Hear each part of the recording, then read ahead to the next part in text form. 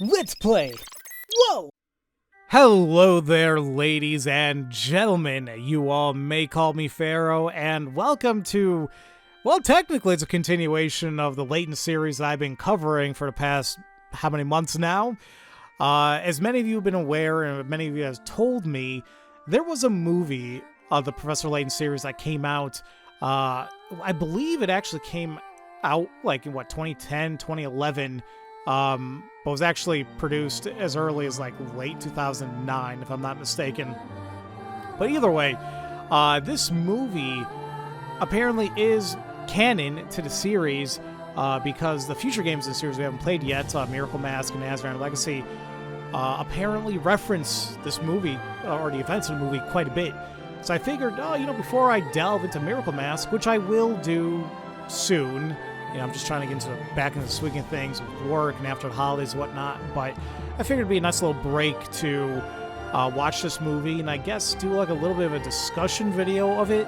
Not big spoilers, I'm going to go over basically everything that happened in the movie, and then I'll give my thoughts and opinions of the story itself and, how much I enjoyed it.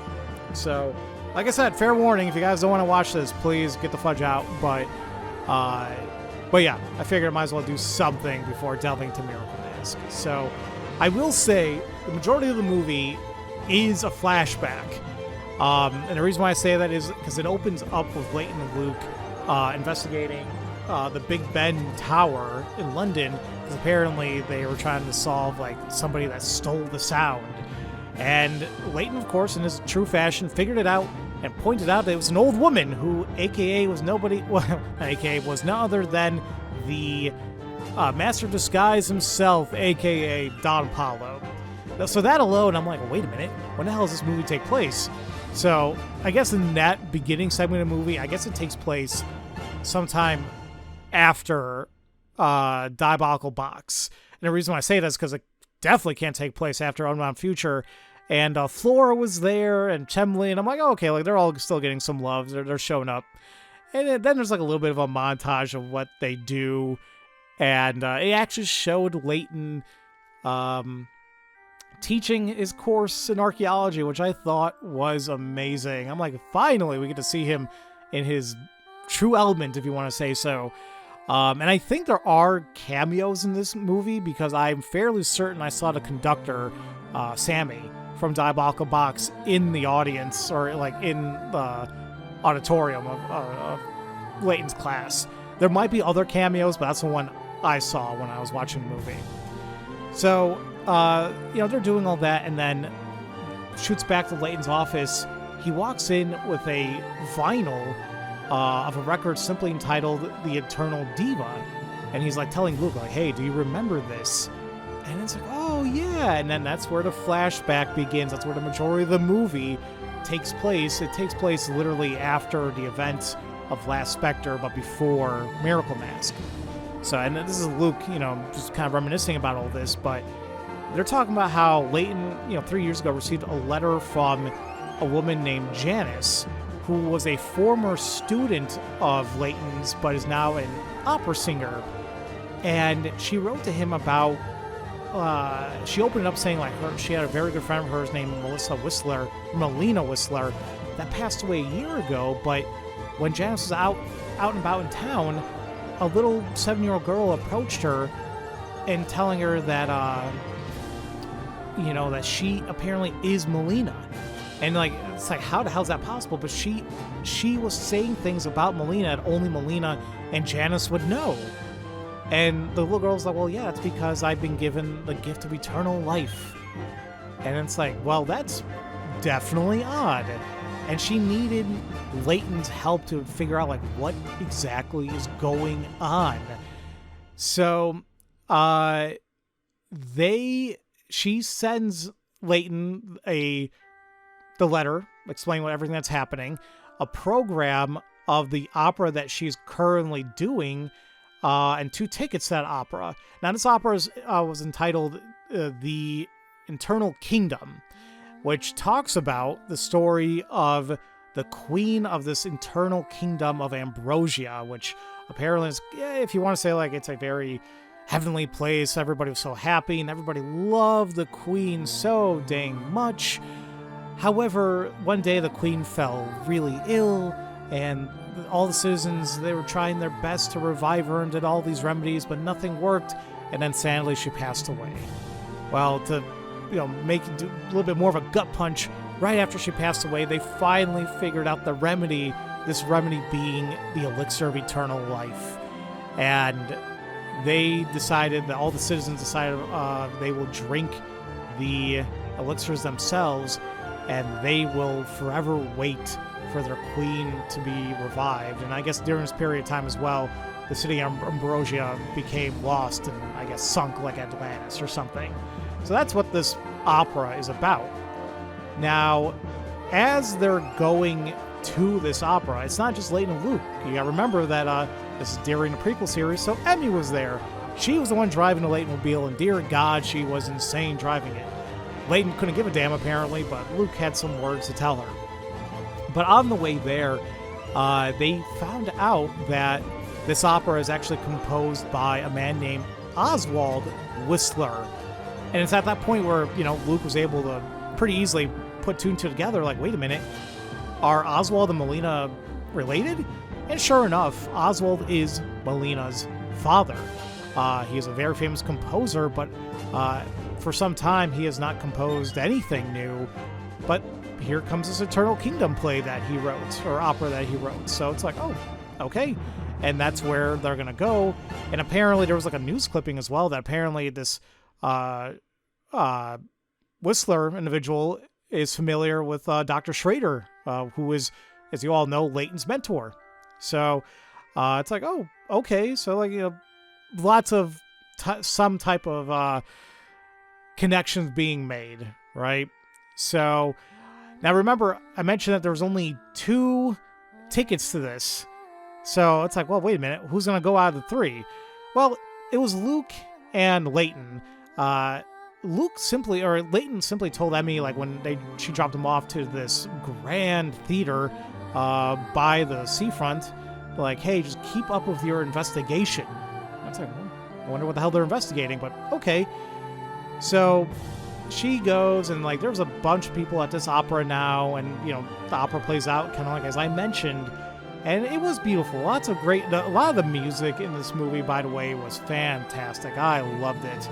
Obviously, the one I'm playing on loop here is one of the major ones, and we'll explain a little bit more as we get to that part of the story. But it was beautiful. But then the opera ends, but oddly enough, only Layton and Luke were the ones who were like very much like oh my god, yes, and like Luke especially, Layton being his gentlemanly self was applauding nicely, but it seems like everyone else there didn't really give a damn. And it's like, what the hell's going on?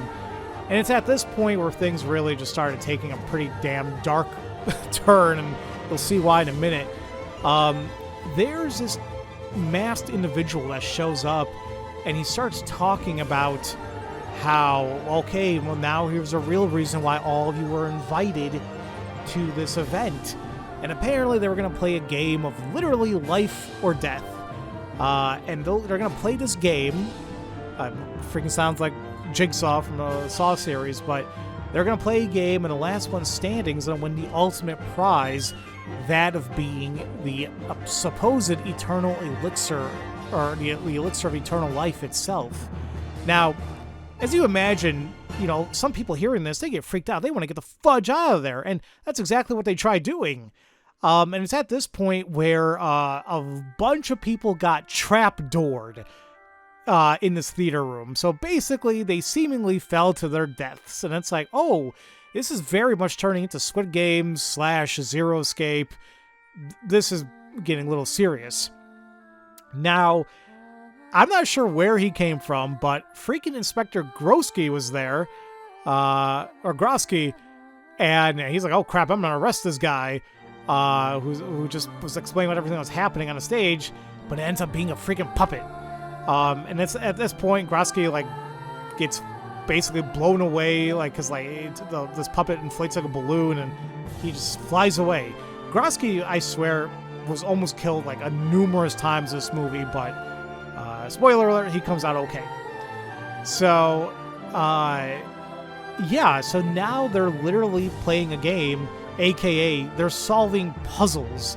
I'll let you guys know there was a grand total of 4 puzzles in this game.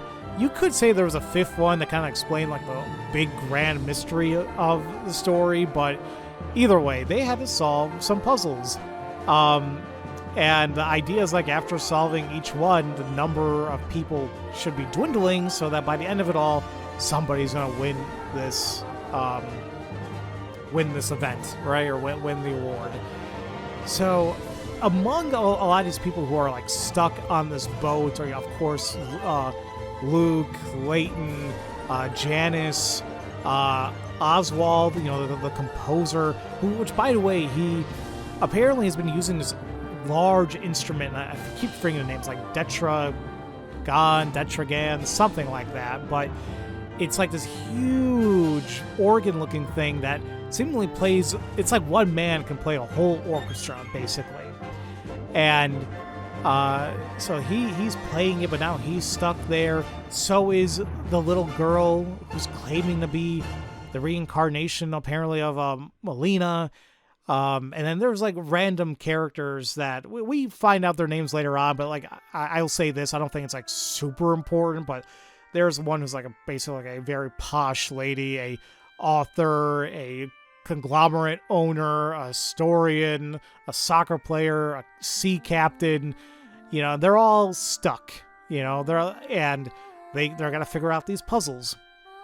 So after they solve the first one, they're like, well, I wonder if we can, really, really like escape here. Or actually, it's not. I don't think it's after they solve it. I think it's actually before they went to actually solve the puzzle. People wanted to get the fudge out of there. Turns out that this theater that they're at, that was entitled the Crown Petone, is actually a big ass ship, and it actually gets ripped out from like the shore, and now they're at sea, and they can't simply jump in the water and escape because there's freaking sharks swimming around. So they're stuck, playing this deadly game apparently. And as I mentioned, as they're solving these puzzles and, the people who are in the right area, they're fine. But the ones who are in the wrong area, they get trapdoored seemingly to their demise. So, after they solve the second puzzle, which actually involved them leaving the ship via the lifeboats to get a better angle, better perspective of the actual answer, it's at that point that the ship itself starts to blow up. And remember, Grosky, he got blown away, but then he somehow swam back to the ship, only for it to start blowing up as he gets back on there. The man went through an adventure in himself, So it's also at this point that these people, including, Luke, Layton, Janice, Oswald, and the others, they all got the answer right, and the lifeboat they're on turns into like an automatic thing that takes them to a seemingly deserted island. And it's like, what the hell is going on now? But they end up going to the island. Now, once they get there, we get a little bit not a flashback, we get a little perspective of what the hell is Emmy doing during all this time. It turns out that she's been interviewing these parents whose daughter has gone missing. This little girl apparently named Nina. And it's like, oh, okay. And they're like, can she see like a photo of her? But it cut out the scene right before it actually showed a face. So I was like, I wonder what the hell's going on. So it's there that she also decides to see Dr. Schrader to see if he knows anything about this internal kingdom and Oswald and all this stuff. And like he mentions something like the stuff about Ambrosia. And I guess like he has like the only little thing of like this Ambrosian seal. And apparently nobody has found anything else regarding this society. And while Emmy is there at Dr. Schrader's, she sees a TV article, or TV article, I'm not saying, but a TV news snippet that talks about they found like a submarine of people, and there are some of the missing people from the play. So, because remember I kept saying like, oh my god, these people got trapdoored to their demise. No, they apparently got trapdoored into a waiting submarine, and that took them back to safety. So, whoever the mastermind behind this is like, he's not really trying to kill these people, but still. So yeah, like, okay, that's fine, but like when Emmy sees that, she's like, oh no, you know, Luke and Layton and whatnot, she has to go find them. So at this point, they get back, you know, we cut back to Layton and the others on this island, and they see a seal, which seems to be the seal of Ambrosia. And it seems like, oh my god, did we actually get taken to the ruins, or like to like the area where Ambrosia apparently is situated? And that's what they're trying to figure out. And they thought they were gonna have like a little bit of like a break because they saw like all this food and whatnot there. Well, that got quickly interrupted by a bunch of wolves that were going to chase them around. And Luke, you know, because he has that ability, right, to talk to animals, it just simply wasn't working. And he's like, well, why is that? They're like, oh, that maybe the wolves are being controlled somehow. So they all start running away, and they get to like a riverbed, and like, here comes a third puzzle, because like beyond this riverbed, there's actually like a castle on the other side of it.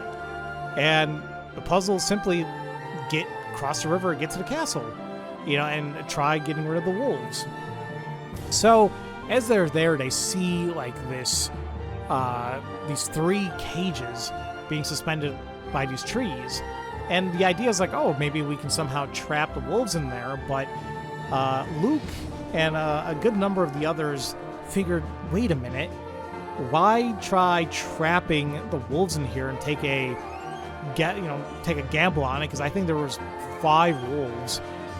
They're like, why not protect ourselves? So 2 groups out of the 3 groups are aware of these people encompass themselves in these cages to act as a barrier against the wolves.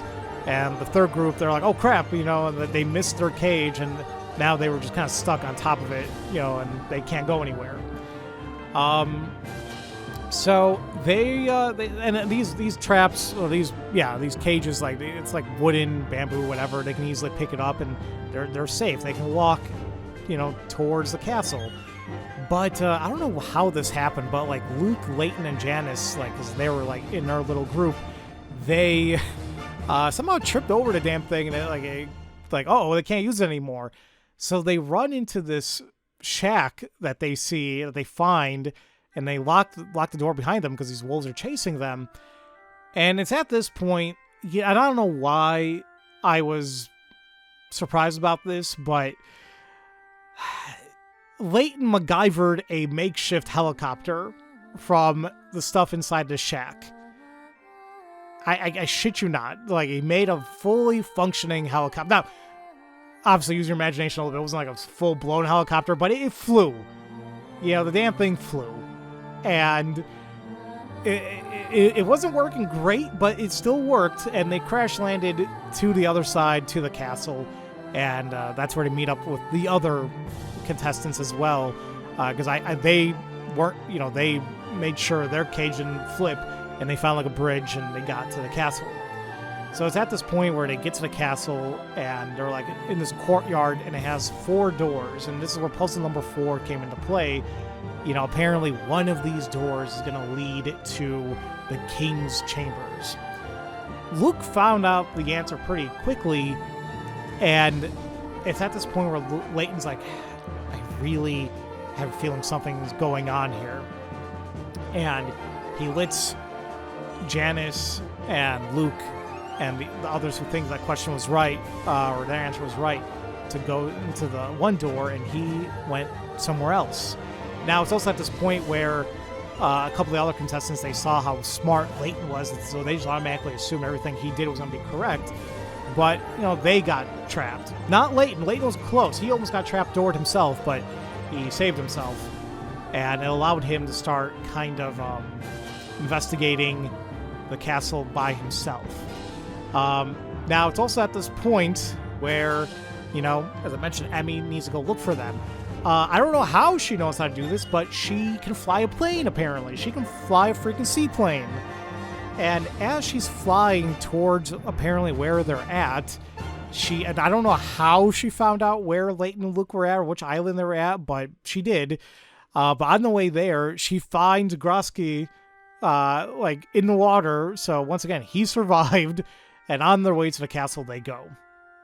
So I mean Luke, Janice, and there's two other people with them, two of the other contestants. One of them, this younger girl named Amelia, who apparently she's like a very brilliant chess master in the world. They were in a group. They go into this room that apparently is the solution to the answer, or solution to the puzzle, but they then get trapped by all these metal bars, and here comes the big bad mastermind of this story, of this movie, and it's not other than freaking Descalé, as we saw the main antagonist appeared at the end of Last Spectre, right? And it's also here where they actually reveal his full name. Now, I could be mispronouncing it, because I heard him say John, but then other times I heard Jean. You know, spelling Jean, I believe. So I'm not really sure which one it is. I'm sure maybe Miracle Mask or Azran Legacy will delve into it, but either way, Jean Descalé is the mastermind behind this. It's like, what the hell's going on? And, you know, now that those four people are trapped, he told his thugs, you know, bring me Amelia, the young girl. It's like, what the hell you want with her? So, while that's happening, Layton is actually by himself investigating this castle, and he comes across this bedroom that looks like it was lived in. And it had a piano and girly things in there, and he's like, I don't know what's going on. And then he sees that young 7-year-old girl who's claiming is Melina, and she's really annoyed at him, and she's like, what the hell's going on? But then he plays, and also when I come to find out, Layton is apparently a skilled musician. He plays this note, or this song that's being on the piano there called The Song of the Sea. And it stops this girl dead in her tracks. And frankly, she started acting kind of bizarre, almost like she had multiple personalities, or at least two, kind of fighting, you know, amongst themselves. And Layton's like, I think I know what's going on. I didn't, and trust me, it gets really weird as we keep moving forward here. So now cutting back to Luke and Janice, because at this point Amelia, she got taken away separately. They're all being led away by Descalé's thugs, and Emmy and Inspector Grosky show up.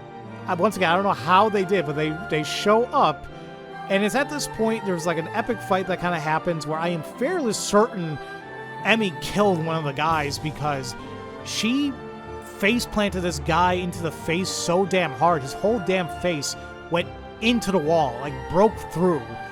I don't think he survived it personally. And then she kicked the guy in the nuts really hard, and I'm like, oof, okay, Emmy, she has no chill.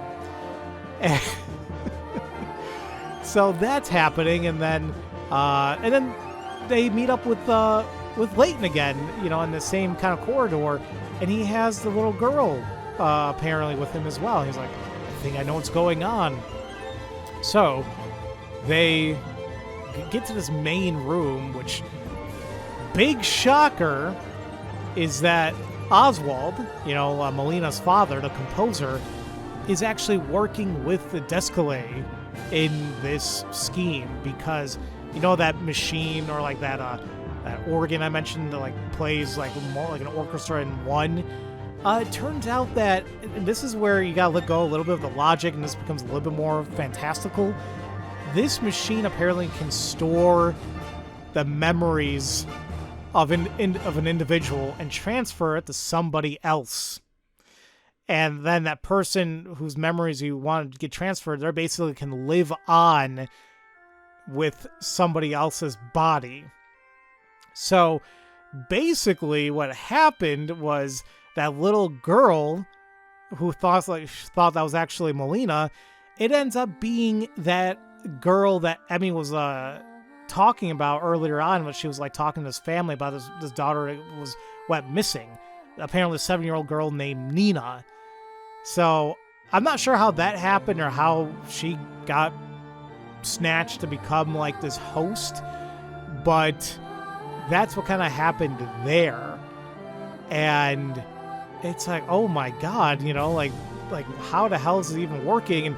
And they found out, like, you know, because like there's so many apparently failed attempts to this transfer of memories, he got desperate, and he just needed a really good, bright young woman who can like withstand like the memories. And apparently that's where Amelia came into place here, because, you know, she's like this chess grandmaster. And she's like, no, well, what about the eternal elixir? Like, there is no such damn thing. And then it got sad because she wanted the elixir for not for herself, but for her grandfather, because he only had like a month to live. So like, you assholes, you know. But before anything can happen to her, Layton and the others arrive and save the day. And then that's where Layton reveals everything, where, you know, what Whistler did and what happened with Nina and what was trying to happen here. And, you know, they saved Amelia, but then Whistler, whatever his name is, gets desperate. Now he's going to use Luke. But before they can turn on the machine, there's a key that's needed to actually turn it on. But it's actually stolen. And it's stolen by none other than Janice. And it's like, wait, what's going on? Turns out the big plot twist is that Janice, this entire time, is actually Melina. And, you know, I was mentioning, like, you know, they were using this machine as, like, various, like, you know, to transfer the memories of Melina to somebody else. Well, apparently, the initial one was between Melina and Janice. And they thought it failed, but because, you know, Janice and Melina, they were very, very good friends, and they loved one another. You know, I guess Janice's body and soul, if you want to say, accepted Melina to, I guess, join her body. You know, so Janice became this host for Melina's memories, and she was just accepting of her.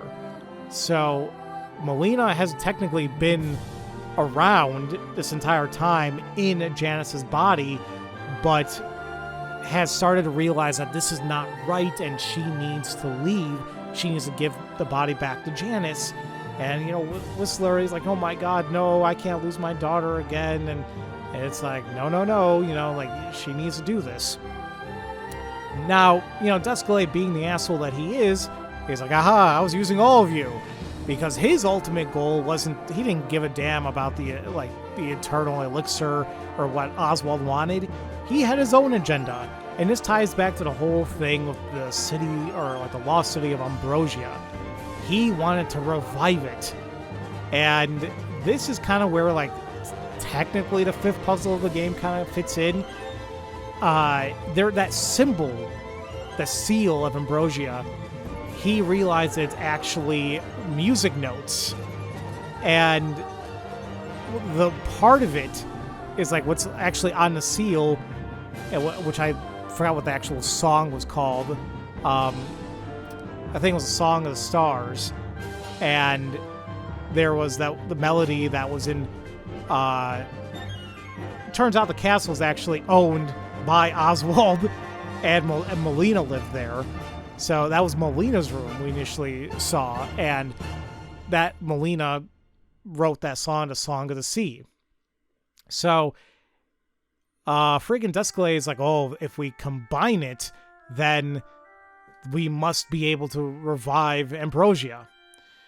And, like, that's why he kidnaps her, and, like, that room gets separated from the rest of the castle, and basically forces her to sing it, but it's not working. So now Descalay is getting really, really pissed off, and this is where this turns into freaking Unwound Future of Clive and his giant mech. That freaking orchestra, or like the organ, turns into a giant mech itself, and he starts destroying the damn place to see if he can find the city. It's like, oh my god. So while that's happening, they're like, we need to save Melina/Janice. And they decide to use that stupid makeshift helicopter again. And then Luke, I give him props. He was just as badass as Layton. He is like, I'm going to rescue Melina, who's like at this point like kind of hanging off a thread, you know, because Descalay, being an asshole, like shoved her. And he, you know, Luke tried, but then he almost fell, and he almost got blended up into a big fan, but no, he survived that.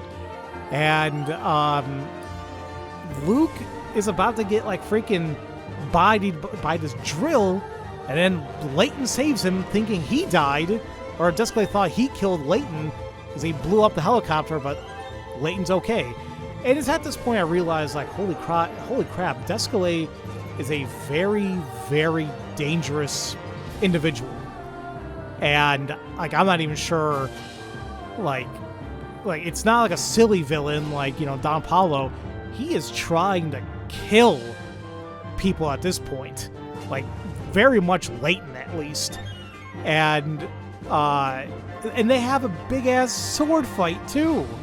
Like, Descalay whipped out a sword, and Layton grabbed the pipe, and there they go at it. It was an epic thing on top of this mech, and they're just fighting, and it's also at this point where Layton, I don't know if this kind of shows how conceited or like self-absorbed Descalay is, but Layton basically showed Descalay that he was wrong in his solving technique regarding the seal of Ambrosia.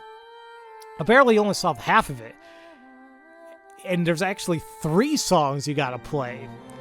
If you turn the seal upside down, it reveals another set of music notes. Ends up being the Song of the Sun, which, funny enough, is a track that's been playing this entire time in this video. But when they play that melody, once again, Layton being the skilled musician that he is apparently, that's when the ruins of Ambrosia actually start rising from the water. And I guess at this point, once again, because maybe Descalay just got jealous, or he's just self-absorbed that he got, you know, like Layton showed him up, tries killing him again. But in doing so, they actually break a lot of the controls of this machine. And it's at this point, because it's violently moving now, Descalay apparently falls to his death. And I'll say it right now, he doesn't show up for the rest of the movie. I don't think he's actually dead, obviously. Because at least I'm hoping he's not. We'll find out, Miracle Mask and Azran Legacy. But that's what happens there. So now Layton and Luke and Melina/Janice, they jump off the mech, and now they're reunited with all the other people that are left in the group. And it's at this point, you know, Melina is talking to her father, Oswald, and saying, I need to go, you know, this isn't right. And, you know, in a very emotional moment, Melina's soul memories leave Janice, and Janice becomes herself again. Inspector needs to arrest Whistler at this point, but he allows him to play one last song among the ruins of Ambrosia. And, you know, they start singing the Song of Ambrosia. And that's basically where the movie ends. And I think they make it look a little bit of because everything started sparkling, started being all nice. And I think Luke was mentioning to Layton, he's like, do you think that perhaps Melina was like this supposed reincarnation of the Queen of Ambrosia? And he's like, maybe. And that's it. Then the credits roll, and then they show their pictures that make you super sad, like Oswald and Melina, like when they're younger, and then she was sick, and Janice and Melina being friends, and then like a picture of all of them together. And then the movie ends by going back into the present, where they're sitting in Layton's office listening to this Eternal Diva record, and lo and behold, who decides to visit them but Janice? And that's where the movie ends. So, yeah, that was a not so quick, dear God, it wasn't quick at all. That was not so quick little synopsis of Eternal Diva. And I gotta say, I did thoroughly enjoy this movie quite a bit, because I was just kind of curious on how the hell are you gonna make a movie based on a puzzle game, you know? But obviously, it's the overarching aspect of it all that's, like, I'm sure you can do the same thing with any of the games in the series. You can definitely make a movie or a series out of it, you know, but just don't have to focus on all the zillions of puzzles that's in there, obviously, right? But frankly, like, and it was a dark story in my opinion. You know, like, people were seemingly going to die. And not to say it hasn't happened in the series, obviously, but Descalé has really shown just how insane he can be and what he's willing to do to get his way. And that's what makes him, in my opinion, a very, very interesting yet foreboding villain that Layton has to deal with. Now, obviously, this being the prequel series, we know that he's dealt with him because we haven't seen him in Curious Village and onward, but still a lot of a mystery that we need to solve, hopefully, the next two games. But yeah, no, it was, overall, it was a really, really good watch. It's a little over an hour and a half long. Funny enough, you can easily watch it on YouTube. It's right there if you search for it. And if you don't want to go that route, I'm sure it's available on places like Amazon, whatever, to purchase the DVD for. But I'm just saying, you know, you look hard enough, it's there to watch. So, definitely, I recommend giving it a watch for yourselves. Me talking about it doesn't do it any justice, but I figured I might as well, just to kind of encompass everything I'm doing with the Layton series. But yeah, no, in terms of, like, as I mentioned with the other games in the series and everything I've seen, this is definitely up there, you know, and frankly, it has gotten me a little bit more excited to see what I'm going to encounter in the next two games. Simply for the fact that you guys told me that apparently Eternal Diva is referenced decently well in the other games. So I think it will be a hoot to see how this all kind of plays in. You know, funny enough too, like, you know, when they were back in the present, you know, in the beginning of the movie and the very end, obviously Emmy wasn't there, and that does make me wonder, like, what happens with Emmy? You know, because, like, either something happens at the end of Azran Legacy or something, or maybe she moves on, but it's like, it worries me a little bit, you know. And same thing with Inspector Grosky. Like, it's like, where are these characters? You know, in the 3 years' time, they're just not involved in the original trilogy. So I can only hope for the best, but, you know, this series has definitely thrown me for a loop multiple times already, so we'll see. And also, like, you know, I keep saying, like, you know, for the most part, a lot of things in terms of story and mystery can be solved logically. Here, that definitely got shot out the window too, because of the whole thing of the machine that can transfer memories from one person to another. I'm like, okay, you know, and the whole idea of, like, a lost city that gets risen by playing the song, you know, it's like, that's something, but it is what it is. You know, I found it still very intriguing, and like I said, just gets me more interested in seeing what I'm going to come across in the next two games. So, whew. Alright, I knew that was going to take long because I ramble, but I hope you guys enjoyed it. I mean, for those who were curious about Eternal Diva, hopefully that satisfied you a little bit. I still recommend you watch it. It's a crap ton more better than me talking about it. But, and I think there's like a little 20-second clip, a synopsis that ProZD put out on it. It's kind of funny. But, yeah, no, give it a watch, guys. You definitely won't regret it. So, with that being said, ladies and gentlemen, that is going to be it for me today. And hopefully very, very soon I can start with Miracle Mask on the 3DS. So it's going to be quite a shift from what we've been seeing for the last 4 games. I believe I have my layout and things already set up. I checked with my modded 3DS to make sure I can properly capture the footage. As I mentioned before, I do not think I'll be able to cover the hidden door that's within Miracle Mask because of like how the codes work between the consoles and whatnot, so we may have to look it up to see what's behind there, but we'll take it as we come across it. So, as usual, thank you all so much for watching / listening my discussion, or I guess talk through of Professor Layton and the Internal Diva. Love you all so much, and don't forget to spread that love around. Have a great night, everybody.